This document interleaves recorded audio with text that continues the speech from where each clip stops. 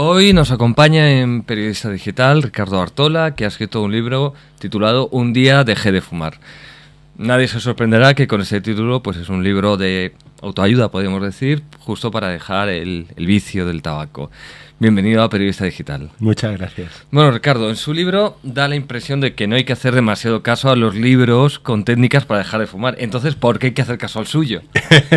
Está bien la pregunta. No, a ver, yo no digo tampoco que haya que hacer caso al mío. Yo creo que el mío, una de las muchas diferencias que hay con prácticamente todos los que existen, es que, bueno, no es impositivo, no impone nada. O sea, es un libro que sugiere, que da pautas, que da pistas, y que yo creo que ayuda a que cada uno en cierto modo se construya su propio método. Sí. De todos modos, incluso hay partes que casi hasta parece romántico esto cuando sacan las citas, sí, sacan citas en contra del tabaco, pero también algunas citas a favor, o sea, y el cine y tal, a veces parece como que casi es algo romántico esto de fumar. Bueno, yo lo que he tratado de alguna manera es de hacerle una autopsia a todo el hecho de fumar, y entonces para hacerle la autopsia hay que entender de dónde proceden, bueno, pues una aureola que todavía conserva para mucha gente el hecho de fumar, y sin duda, por ejemplo, pues el cine y el cine clásico es una de las cosas que las tenemos mucha gente metidas en la cabeza, y el cine clásico no se puede comprender sin el tabaco, ¿no? Bueno, no solo el cine, también la literatura, ¿no? O sea, también, hay un montón de libros donde el tabaco juega un papel, un papel fundamental. Sí, efectivamente. También, termina también otro, pero leyendo su libro, parece que la edad ideal, y yo creo que esto tiene truco, para dejar de fumar es los 50 años. Hombre, posiblemente unos años antes no está de más tampoco. ¿Por qué marca estos 50 años? No, yo tampoco digo que sea la edad ideal. Yo digo que es en la que yo he dejado de fumar, porque de alguna manera, hombre, hasta no es que yo recomiende fumar hasta los 50 en absoluto. Si se puede dejar antes, pues mucho mejor, ¿no? Y si yo hubiera sabido cómo hacerlo o logrado hacerlo antes, pues supongo que estaría mucho más contento, por supuesto. Lo que pasa es que, bueno, quizá hay ciertas edades o ciertas fronteras, ¿no?, que ya marcan por acumulación un momento en el que quizás seguir fumando pues estadísticamente aumenta los riesgos, ¿no?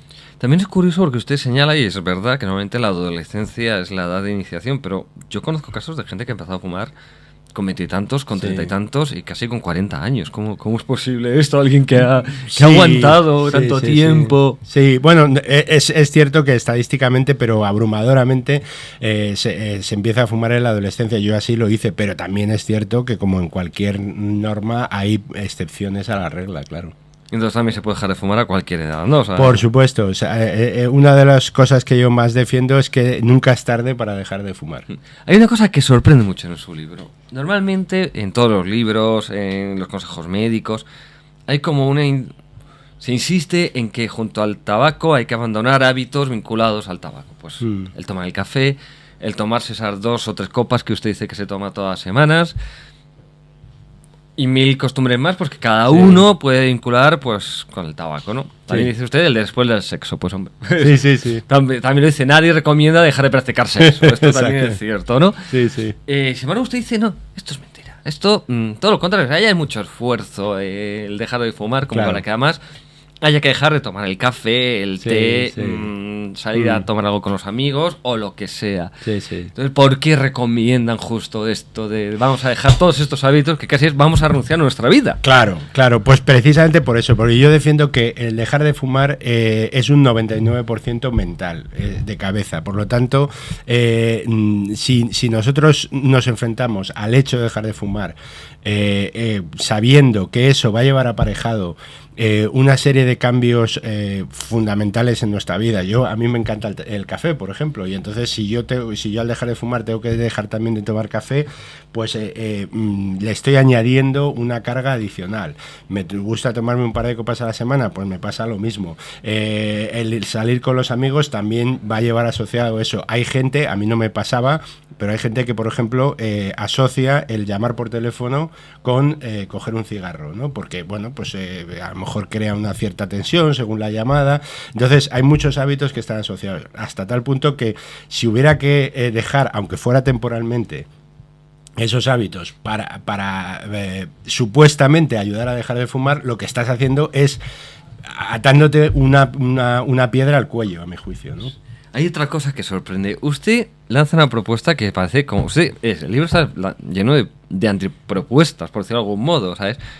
Usted deje de fumar y guarde un cigarrillo y a la semana enciéndalo. Esto te queda diciendo, pero bueno, si siempre se dice que es todo lo contrario. Sí. Pues precisamente por eso, porque yo siempre he oído mucho el decir y los tópicos muchas veces tienen más fuerza que la verdad, ¿no? Y entonces existe un tópico muy difundido que es, si tú has conseguido dejar de fumar y un día, porque vas a una boda, porque, bueno, por la razón que sea, porque estás especialmente tenso, le das incluso solo una calada a un cigarro, eso ya te lleva por el camino de la perdición otra vez, ¿no? Eso es lo que se considera. Y entonces una calada directamente te devuelve a tu condición de fumador, si eras de un paquete, de 2 o de lo que tuvieras. Y yo lo que digo es, siguiendo a Oscar Wilde, la mejor manera de vencer una tentación es caer en ella. Entonces, si tú realmente crees que eso te va a pasar, lo que tienes que hacer es demostrarte a ti mismo que eso no pasa. ¿Y cuál es esa manera? Fumártelo cuando ha pasado un tiempo, porque tampoco vas a decir dentro de un año, sería demasiado lejos, 6 meses, un mes, tampoco el segundo día, porque estás en el proceso de desintoxicación. Entonces yo digo entre una semana y 10 días porque la desintoxicación física ya ha pasado, estás en el proceso de la deshabituación, pero al mismo tiempo te lo fumas. No te pasa nada, te vas a ver muy bien, porque evidentemente un cigarrillo aislado sabe muy bien porque es, bueno, perfecto, ¿no?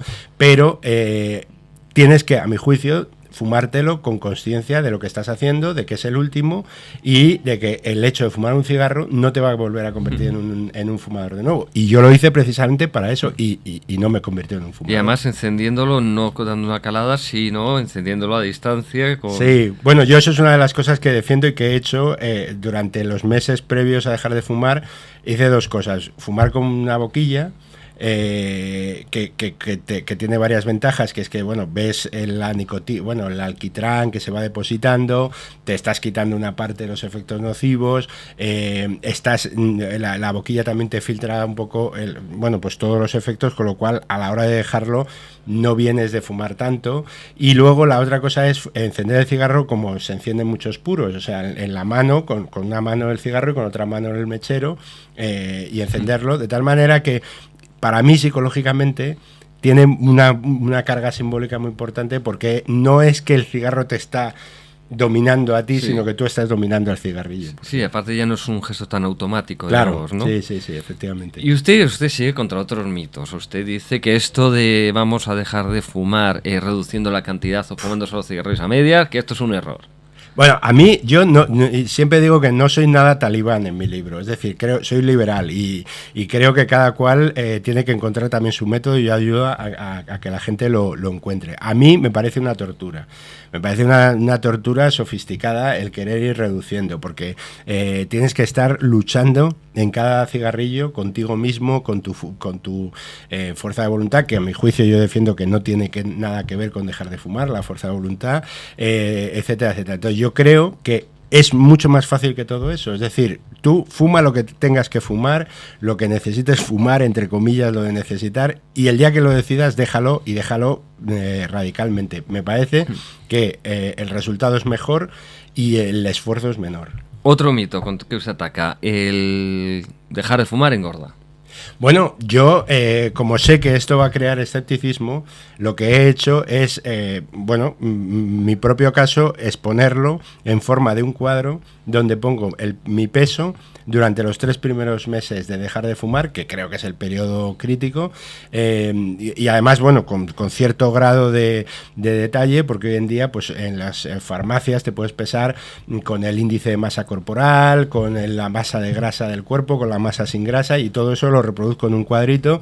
Y bueno, la diferencia, si no recuerdo mal, entre la primera semana y el tercer mes era de 400 gramos, o sea, yo pesaba 90 y pocos kilos, por lo tanto 400 gramos es una parte infinitesimal. Sí, bueno, es lo que varía cualquier persona de un día a otro, porque ha comido más, menos, o ha tomado con más grasa o con menos grasa. Todos tampoco hay que hacerse trampas al solitario. Usted lo que recomienda es, como cualquier persona que quiere controlar su peso, deje uno de fumar. que es siempre con la misma báscula y a la misma hora y en las mismas condiciones. Exacto. Sí, bueno, claro, eso es la forma, digamos, mínimamente científica de medir el peso, porque claro, depende si tú unas veces te pesas en ayunas y otras haciendo la digestión y otras, pues claro, cambia. Yo lo hago el mismo día, aproximadamente a la misma hora y en cualquier caso en las mismas condiciones de ingesta de alimentos y demás. Sí. ¿Qué más trucos o qué más técnicas recomienda usted o que a usted le han funcionado? Porque supongo que cada técnica, cada persona es un mundo y entonces no todo vale para todo el mundo. Pero claro, ¿qué más le ha funcionado a usted o qué recomienda? Hombre, yo digo así que metafóricamente que yo lo que hice fue ahogar mi adicción en agua, ¿no?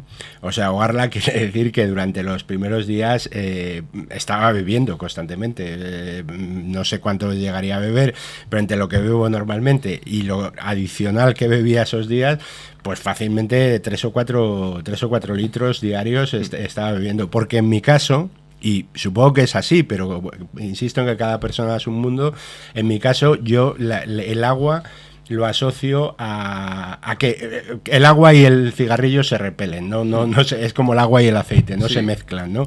Y entonces a mí beber agua es algo que siempre, cuando era fumador, me hacía no desear fumar, igual que tomar un café, todo el mundo sabe que te lleva o te pide el cigarrillo, ¿no? Y entonces yo bebí mucha agua, sobre todo al principio, y tomaba chicles. Pero claro, si una persona mastica chicle habitualmente, mi consejo no le vale para nada. Yo no masticaba chicle, pero durante esas primeras semanas llevaba mi cargamento de chicles encima, igual que antes llevaba el paquete de tabaco, y eso porque también el chicle pues mantiene la boca ocupada. Y yo nunca había fumado masticando chicle, ¿no? O sea, me parecen incompatibles. Sí, de hecho usted llega a decir que se descubrió pensando, uy, que es algo sin chicles. Sí, como con el tabaco, sí, efectivamente. Una pregunta, usted está en contra, digamos, de estos exfumadores que se vuelven auténticos talibanes. ¿Por qué ocurre esto?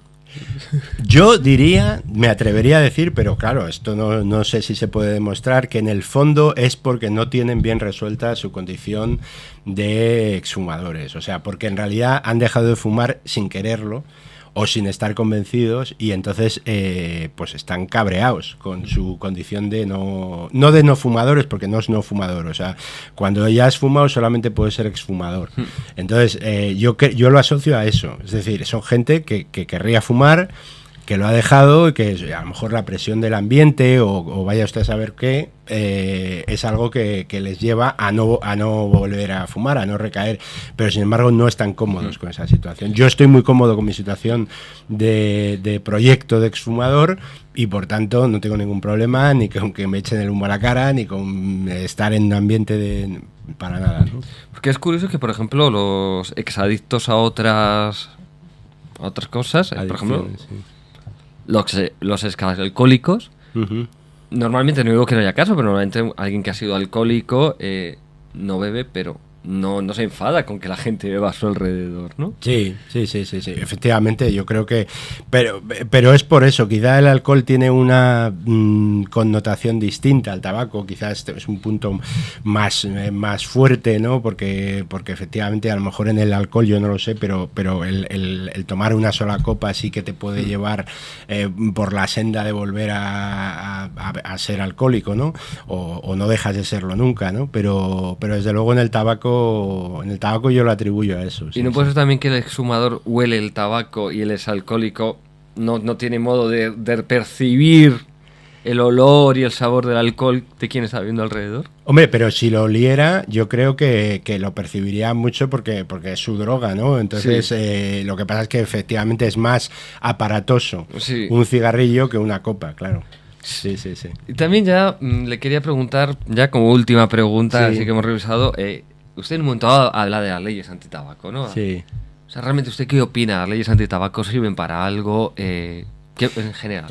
Bueno, a ver, yo creo que probablemente la situación previa a estas leyes era una situación excesiva desde el punto de vista del no fumador, es decir, que entrábamos excesivamente en su intimidad y le ahumábamos, y bueno, y hasta hace muy pocos años, pues en cualquier bar español, pues había niños y había hasta bebés en carritos y de todo, y un ambiente de humo espectacular. Quizá ahora se ha ido al otro extremo y se ha buscado una fórmula excesivamente rígida. Yo hubiera mantenido una fórmula en la cual se permitiera, o bien que hubiera locales puramente de fumadores a sabiendas y con camareros fumadores y clientes fumadores, o bien que se hubiera respetado esa cosa de los espacios en función de los metros cuadrados y demás. Luego, lo de las cajetillas, por ejemplo, me parece bastante salvaje las fotos, y de hecho yo he sido fumador una temporada con las fotos, y lo que hacía era ir a, como compraba el tabaco por cartones, era buscar en las fotos menos, porque no todas son iguales, ¿no? menos sangrantes, ¿no? Bueno, pues yo creo que con esto ya creo que hemos revisado más o menos las claves del libro, las técnicas. Sí. Entonces ya solo nos agradecerle que haya venido aquí a Periodista Digital a hablar sobre su libro, sobre cómo dejar de fumar, cómo un día dejé de fumar, y dos, pues cómo hacerlo para dejar de fumar. Pues muchísimas gracias. Gracias a ustedes. Gracias.